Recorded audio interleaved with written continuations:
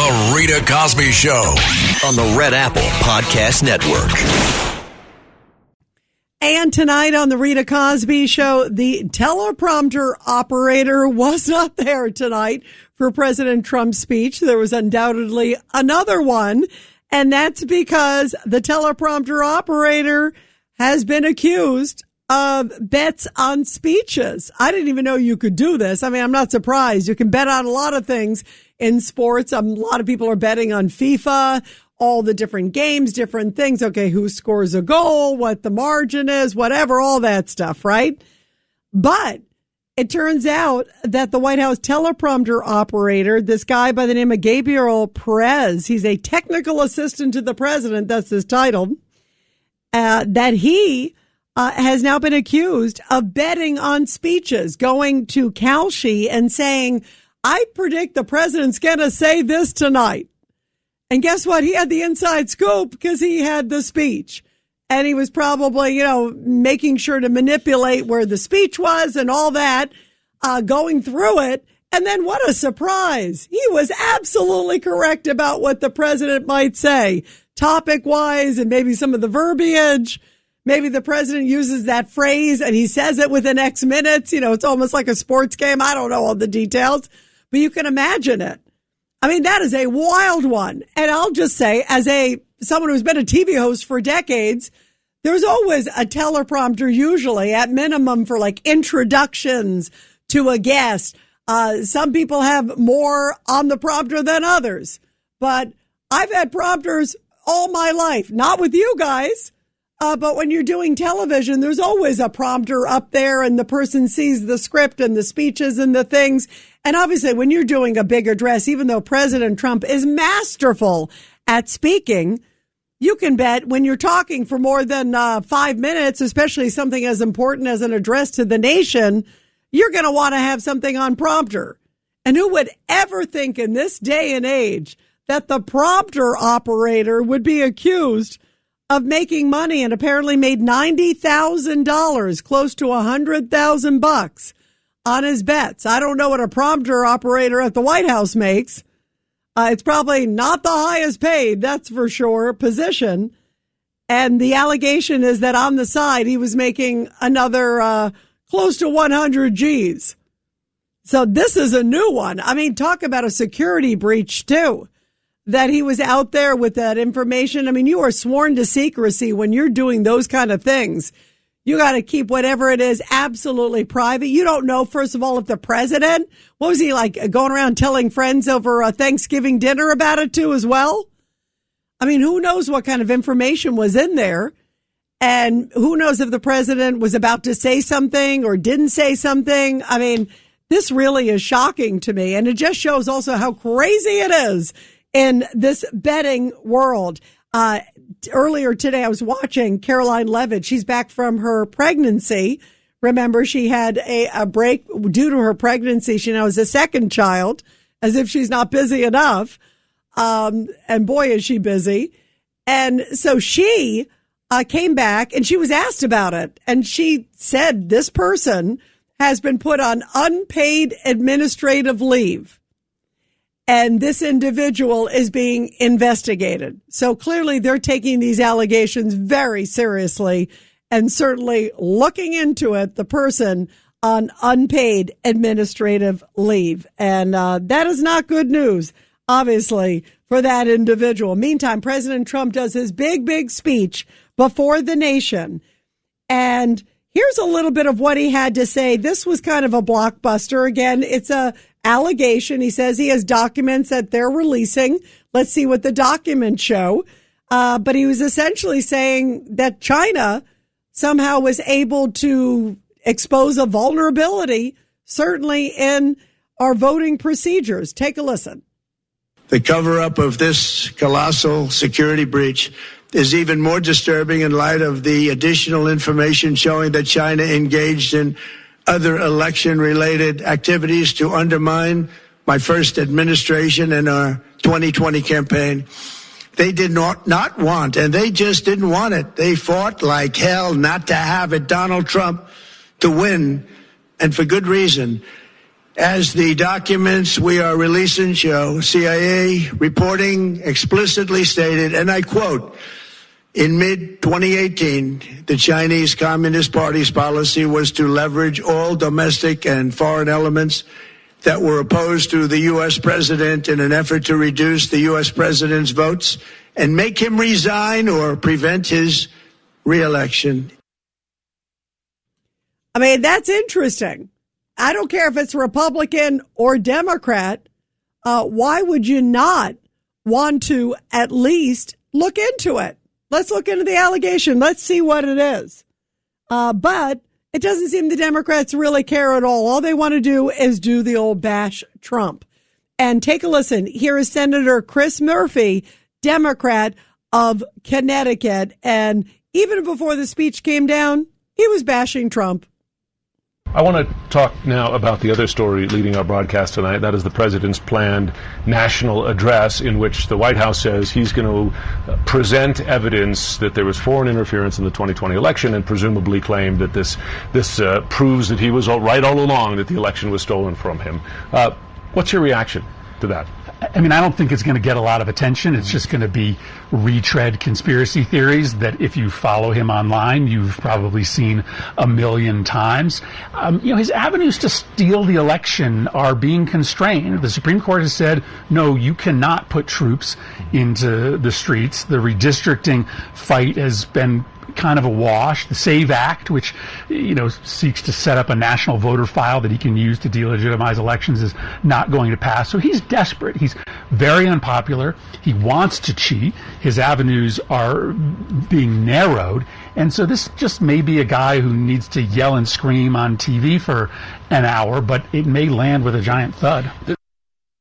It may land with a giant thud. That really sounds like he's rooting for America and rooting for the president of the United States. That was even before he did that speech. And then here is Senator Jon Ossoff, Democrat of Georgia. He also was bashing Trump before the national address. It is misconduct, presidential misconduct, to abuse the bully pulpit and to abuse intelligence authorities and declassification authorities, if indeed that's what he'll do tonight, in order to pursue his sour grapes election denialism, trying to overturn an election that he lost 6 years ago. And I think that every elected leader in the country, Democrat or Republican, has an obligation to denounce this. Denounce it, and they had not even heard the speech already. As I mentioned, if they were watching it on ABC and NBC, they never would have heard the speech. 1-800-848-9222, 1-800-848-9222. Let's go to Stan in Forest Hills on line 5. Go ahead, Stan. Yeah, Rita, before we talk about this, we have to, it's a serious situation in the city in the Northeast. This fire is hurting people. The smoke, I don't know if you smelled it. No, it's terrible. I agree Rita, with you. It's scary. I saw a woman coughing today. The ambulance came. My question is that I want to talk about what happened tonight. But, Rita, what is this president? Has he called the Canadian Prime Minister? In the West Coast, we send planes up to put out fires in large areas. Why isn't he calling the Canadian Prime Minister to do the same thing in Canada? We hear nothing about it. It's terrible. I've been coughing. I don't know if, I guess you might have been and so forth. What? I mean, and it's not going away. It's terrible. It's getting worse. It's the pollution. It is terrible. You see the sky. Normally I wouldn't be talking about this, but it's so bad. I don't know how you're reacting to it. That's why isn't he calling the Prime Minister? Go ahead. That's an interesting thing. We'll have to see what happens, but I agree with you. It is terrible. And I just want to tell everybody, hold on, Stan, because in case people don't know, but you're right. It's millions of people are affected by this. And a lot of people did not expect it was going to be as bad as it was, but you can tell now it's a second day in a row. We're certainly like in the Northeast. I mean, it is such a heavy smell of fire. And it's from the fires, especially like, as you said, in Canada that are burning. But it's like, and I think it's the combination of the humidity and also the fire smell and the humidity combination is so heavy, the air. And there are a lot of health officials that are telling people, especially like young kids or those with respiratory problems, to get inside. But you're right, it is so dangerous. And I think we'll see if he does say something about it tomorrow. The skies are not as red as remember when that was going on with the fires that happened, I can't remember, a year or two ago. And I think you and I even talked about that, Stan. It was same thing. It was a fire, remember, up north, but it was like horrible. The skies were like orange and like ash all over the place. It's not to that degree, but it is very bad and very dangerous. And you're right. Hopefully he will start talking about it, because so many people up and down the East Coast and in other areas are greatly affected by it. So you bring up a good point, and hopefully he will. I think it's one of those things where people did not expect it to be as bad as it is. And hopefully, who knows what he has been doing. Maybe he's been doing some of that behind the scenes. What about Robert Kennedy? He's the head of the health. And so isn't he contacting somebody? I mean, and by the way, he very well may be, Stan, but you're right. It's a good point. We'll have to find out. It's a very good point. What's your next topic? Okay, about the speech, which is a fire in itself. But here it is. Rita, we already know about the Chinese and the Russians. There is nothing new in what he said. The Chinese have been trying to infiltrate. Stan, you and I are, I think, both very educated, fairly educated people, right?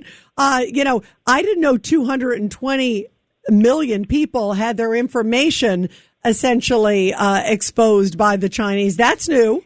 Well, it may be new, but also other things that the Chinese have tried to do. Stan, and as far as the election's concerned... Hold on, Stan. No big deal. 220 million people, not 22, 220 million people. That's an enormous amount. People have been breaking into the system for Social Security numbers for years. Yeah, but I'm not condemning. I'm not saying it's terrible. But that's an enormous amount. Yes, we know that it's not new that China could be trying to hack and trying to get information, but to suddenly have a concerted effort where they believe 220 million people starting at that time, he says it started at that time and then has continued for years.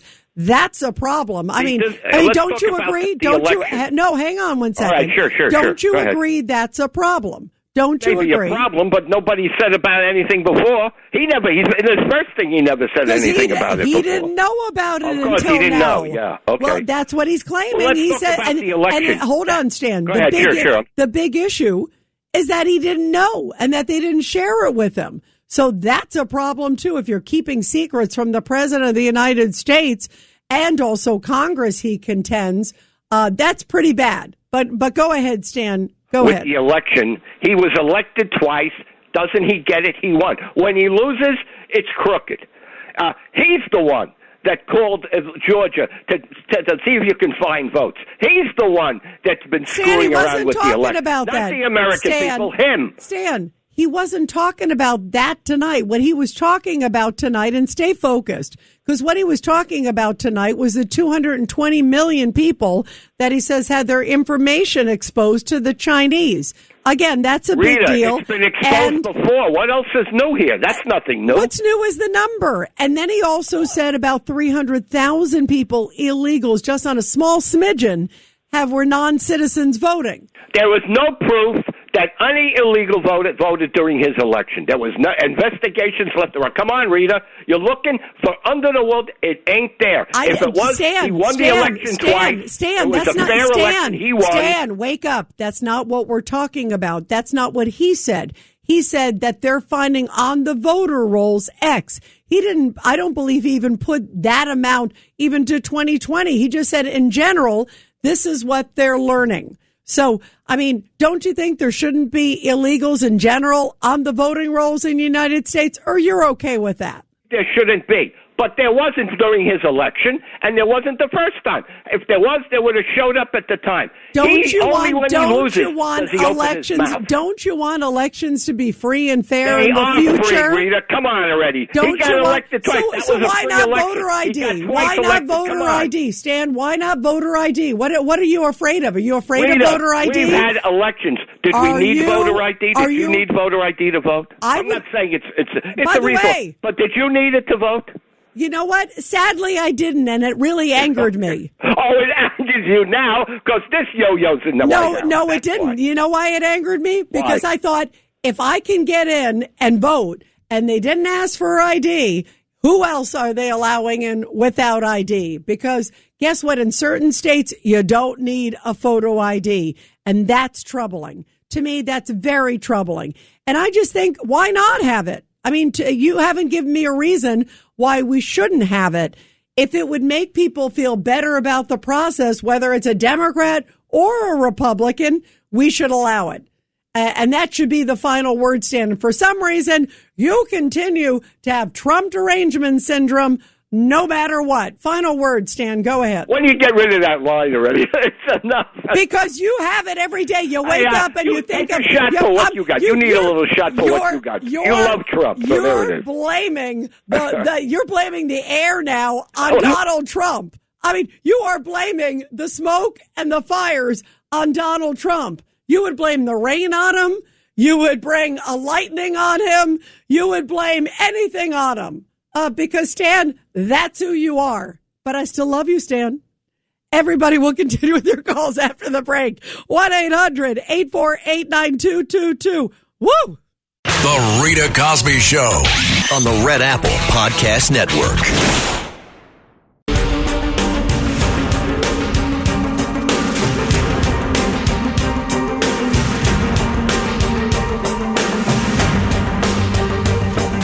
This is the Rita Cosby Show. And here's an update on some of the coverage tonight. CBS News aired part of President Trump's primetime speech before first they joined it late.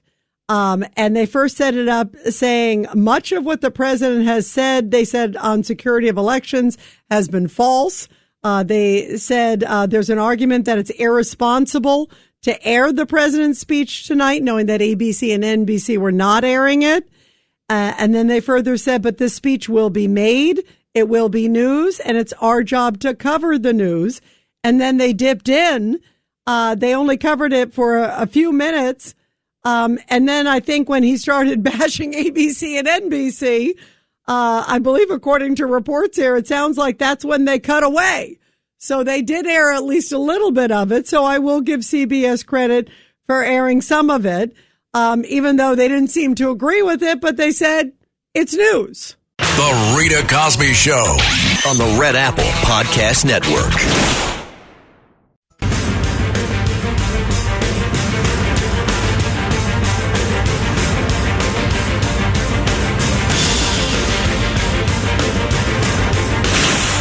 Rita Cosby is on.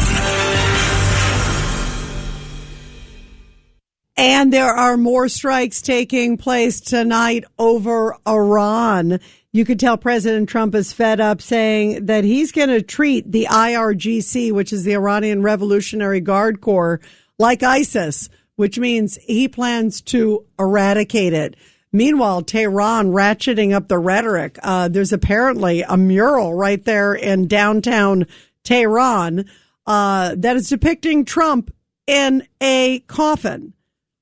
So they clearly are having thoughts about President Trump. President Trump knows that, and they are fighting this tooth and nail. And clearly President Trump has gotten the word that these people cannot be trusted and that they are pure evil, and is trying to do whatever he can right now. He said, in fact, in the speech tonight, before he got into all the stuff about the election, he hopes that the situation in Iran will be over soon, and saying that he expects to really pound them.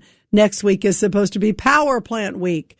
So if indeed they do not come to the negotiating table, they will absolutely get pounded in many different ways. Meantime, the Democratic Socialists of America unveiling their program. Everybody talking about these crazy decisions.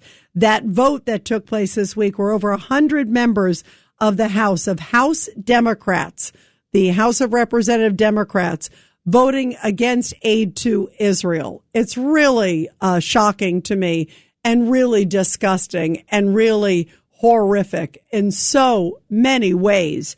And a sign of the times of where this radical Democratic Socialist strain of the Democratic Party is going. And here is Stephen A. Smith who many people say might even run for office at some point. I like Stephen A. He's a good guy. I met him with Bill O'Reilly. And Stephen A. is a really smart guy. He definitely cares about politics. And he said he cannot believe these Democratic socialists. He says he's a Democrat, but he is absolutely disgusted when he sees what these folks are doing. Take a listen to this rant by Stephen A. Smith. We damn sure don't want to be a socialist nation. This ain't Denmark. This ain't Finland. This ain't Sweden. This is the United States of America. You roll over to these borders with the vision and the fantasy and the passion that, here, I can achieve anything. I ain't trying to be like everybody else. I'm trying to be one-on-one. That's what this is about in America. We don't talk about that enough when it comes to the socialists. Because they're convincing folks that rather than individuals being a problem, rather than lobbyists being a problem, they're trying to convince you America's a problem while their asses are over here profiting from the American system. And the Democrats with their spineless, weak, feckled selves are allowing it to happen. Wow. Very passionate. And that's what we need, some common sense folks out there who want to run for office and who are saying these crazy platforms of defund the police, defund ICE, let's get rid of the Senate, let's get rid of the Supreme Court. I mean, it really just sounds like madness, sheer madness. But that is a big wing right now of the Democratic Party. And in fact, you got to hear this guy. This is Congressman Greg Kasar. He is head of the Progressive Caucus in the House of Representatives. And this was right after the vote took place where they voted, about 100 of them. They voted against funds for Israel, which is just shocking. Our great ally in the Middle East, the only democracy there in the Middle East. And yet these Democratic socialists like Kasar say, sorry, you're on your own. Listen to this guy. Tomorrow here in the United States Congress, there will be a vote on an amendment to cut the $3.3 billion in taxpayer money we send to the Israeli military for weapons. And I will be voting yes on that amendment. It is past time for us to end this kind of military aid that the Israeli military has been using to commit atrocities and a genocide in Gaza, killing innocent people in Lebanon and beyond. And the Israeli government helped drag us into this war with Iran, which has been devastating for many innocent people and has been against the national security interests of our own country. And so that's why I'm going to be voting yes on this important amendment. And Alexandria Ocasio-Cortez, who I believe had an impact on the networks not to cover some of Trump's speech tonight, and two of them in full, ABC and NBC television news. Well, AOC came out and said that the barometer essentially for who's going to run for president in 2028, that they have to make sure they look at the future regarding Israel, not the past. And she believes the future is blocking out Israel. So that's what they believe is the barometer for future folks. That is a frightening, frightening premise. And here is Senator John Fetterman. He seems to be the only voice of reason in the Democratic Party. And he has said that this vile, like anti-Semitic strain in the, quote, new Democratic Party, he says may make him want to leave that party. Take a listen. Believed that the Democratic Party is going to become more anti-Israel. I mean, as long as we continue to do that, you make that official. You make that part of our platform. That's my red line in the Democratic Party. And I like that swoosh there. All right, there, the old sound effect at the end. 1-800-848-9222. 1-800-848-9222. Let's go to Robert in Brooklyn, line 5. Robert, go ahead. Hi, Rita. Thanks for taking my call. Well, Stan talked about the situation with the air quality, and the New York City Emergency Management just tweeted out a few hours ago, New York City air quality is currently at 270. That's in the, quote, very unhealthy, unquote, range for everyone. Yeah, it's bad. It's very bad. I agree. And yesterday, Now, are you going to blame it on Trump like Stan did? Not that. But one of the things that but something else. Go ahead. One of the graphics that they put out yesterday was that when air quality drops, 1, limit strenuous outdoor activity. 2, keep windows and doors closed. Set AC to recirculate, but don't turn the AC off during extreme heat. 3, run an air purifier with HEPA filter if you have one. Consider wearing a well-fitting KN95 or N95 if you must be outside. And they also mentioned that there's some places that they're giving out the KN95, the mask. They're giving them out. By the way, those are the same ones. Those are the same ones as like the COVID ones. Which, by the way, Robert, I'm so glad you're sharing it because it is scary. It's really this. You can smell it in the air anywhere. Like and a lot of places up and down the East Coast, Northeast especially. Millions of people are affected. It's very, and it's because also the air is so thick, that, a lot of people, they don't feel great with this. There's no doubt about it. I can feel it. It's like, I think we all feel it. It's horrible. Absolutely horrible. There's some locations, maybe the precinct or the public library might have it. I'll probably try to call before I go tomorrow just to make sure they have supplies still left over. Now, look, Trump derangement syndrome, could be 2 types. You have some people who will never give credit to Trump for anything, no matter how good he does. And you have other people who, no matter what Trump does, no matter how horrible it is, they will not admit that what he's doing is terrible and wrong. It's very important to be able to call balls and strikes. One thing about Alan Dershowitz, and that's a fair point. By the way, Robert, that is a fair point. Whoever, wherever people stand on the political aisle, you gotta, fair is fair. So that's a very good point. So go ahead. Well, look, I'm not happy with this Iran situation. And, you just had Vice President Vance come out saying, well, regime change, there would be so many millions of refugees. Basically, Vance is saying no to regime change. And I'm being very clear. The only way to resolve the situation, you need unconditional surrender. The only way to get unconditional surrender is you have to have regime change. Now, they need this. If Trump claims that when he tried to work with the Kurds, they stole the supplies, the weapons that were supposed to go to the populace. Well, the people need to be armed, and the people need to overthrow that sadistic, irrational regime. And we cannot continue to have an irrational regime hell-bent on getting nuclear weapons, but even non-nuclear weapons, that they can have hundreds of billions of dollars and that they can have all these ballistic missiles is totally unacceptable. And I'm so very frustrated with the deal that Trump offered that will let them have hundreds of billions of dollars. But they're not doing it, Robert. They're not doing it. They're not giving. First of all, he says that wasn't the deal. He said a lot of that was fake news, false reporting, and clearly, whatever deal might have even been in the works is not on the table. You don't have to worry about it because right now it ain't happening because President Trump is clearly fed up and saying it's full throttle. And you could tell, they've had 6 straight nights now of bombing of Iran and hitting some pretty significant targets, including like army barracks and missile launchers.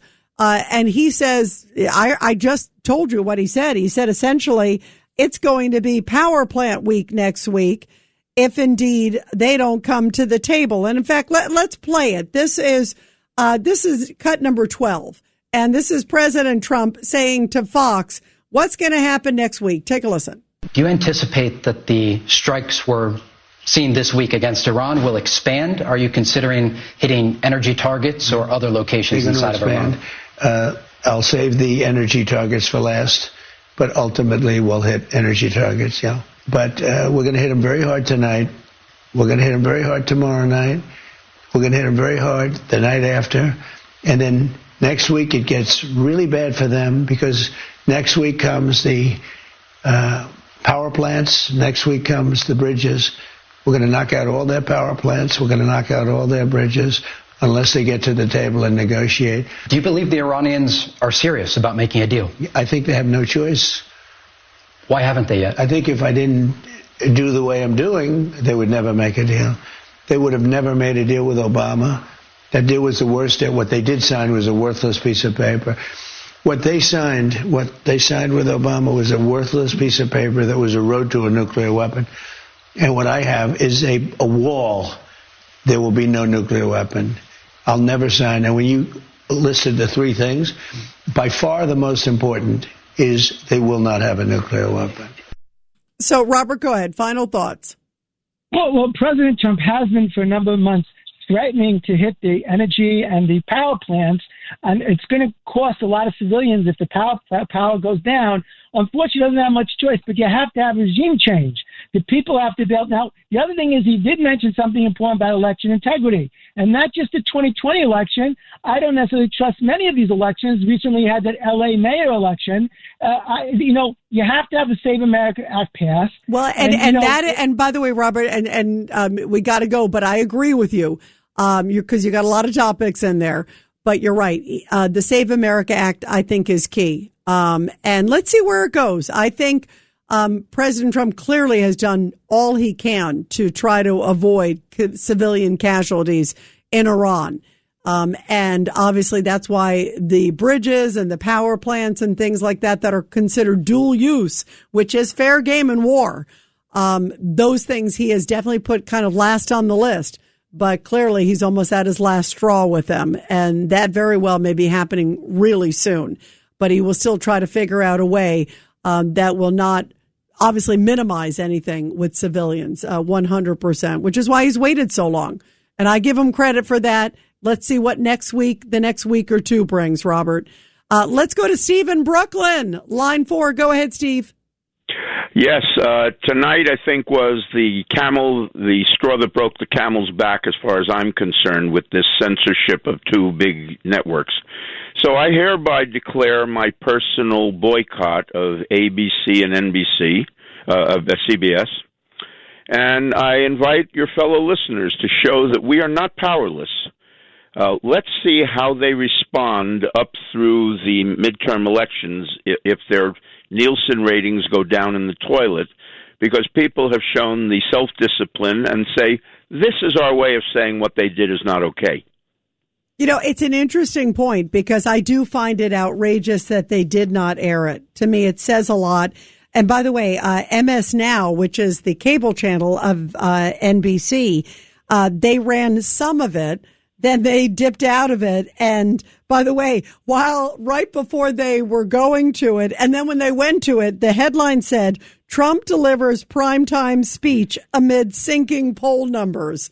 But that's still their propaganda. They're still controlling things. That's my point. When they finally went to it, that's what they said. I want to show them that there's a grassroots movement of people that are ordinarily quiet the way I usually am, and we've fed up with it. And this is our way of showing them we have the power to sink their ratings. Let them see their Nielsen ratings in the toilet. Well, I think they showed their true colors tonight. There is no doubt about that. And this is our way of getting back.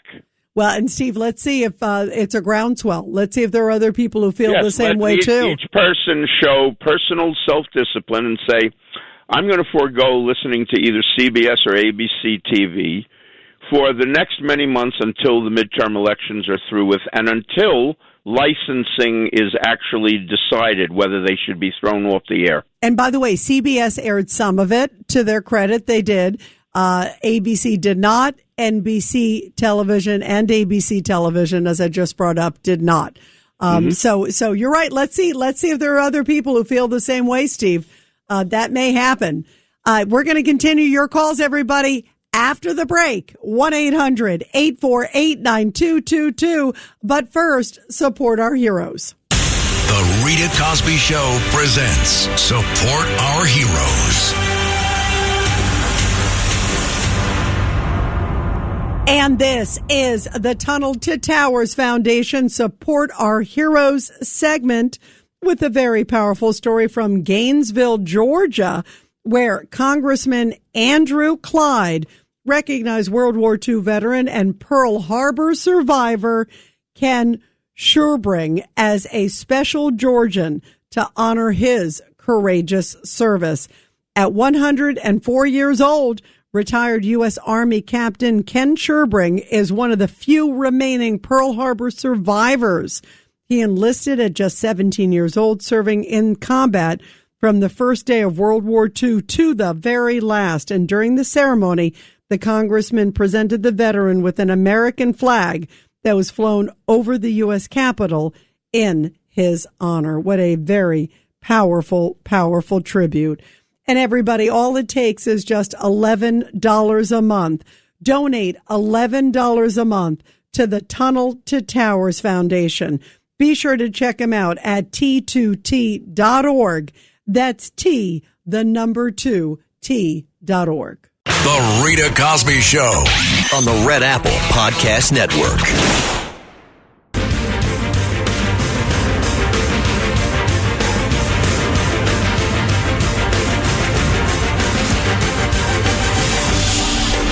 It's the Rita Cosby Show. And let's continue with your calls, guys. Let's go to Eduardo in Tampa on line 5. Go ahead, Eduardo. Yeah, good evening, Rita. You know, I heard yesterday in my former city, Chicago, they had 9 cases of, this was in DuPage County, formerly Republican, but now it's Democrat because everybody left Chicago, and mail-in fraud. It's ridiculous. You know, in China, the 2 things they want to accomplish is to the demise of young people through social media and fentanyl. That was their 2 main goals that they wanted to do, and I think they're doing a good job with that. What did you think of, Eduardo, what they said today? What the president said was that there were 220 million people who had their information compromised by China, that they had access to it, got it. We don't know what they did with it, and obviously this all needs to be looked at, but he claims that there was information. Right. I mean, that's pretty stunning. I mean, that's overwhelming amount of population of the United States. I mean, that's a big breach if that happened. Yeah, well, my understanding is that China can see people's keystrokes. I mean, their umbrella of spying is incredible. So they don't need to worry about shooting missiles up in the air. You know, they're the cancer within. Is what they're cloaked. Yeah, and you know, you talked about the way that they're infiltrating also people and like young people. Right. And these protests, I mean, those are all very powerful messages, Eduardo, because we see so many, like in these schools, so many of the protests, you know, the foreign influence on groups like that. And that is very, very, very troubling when you look at all of that. I mean, that's got to be a huge concern and definitely got to be raising red flags. Let's see where it goes, guys. Shame on those networks for not covering the president of the United States. We'll continue talking about this tomorrow. Have a great night, everybody. Thanks for listening to The Rita Cosby Show. You can hear The Rita Cosby Show weeknights at 10 on 77 WABC. If you like the podcast, share it with your friends and listen anytime at WABCRadio.com and download the WABC Radio app. Hit that subscribe button on all major podcast platforms. Plus, follow WABC on social on Instagram, TikTok, Facebook, and X. See you next time for a new episode so you never have to wonder. What the heck is going on here?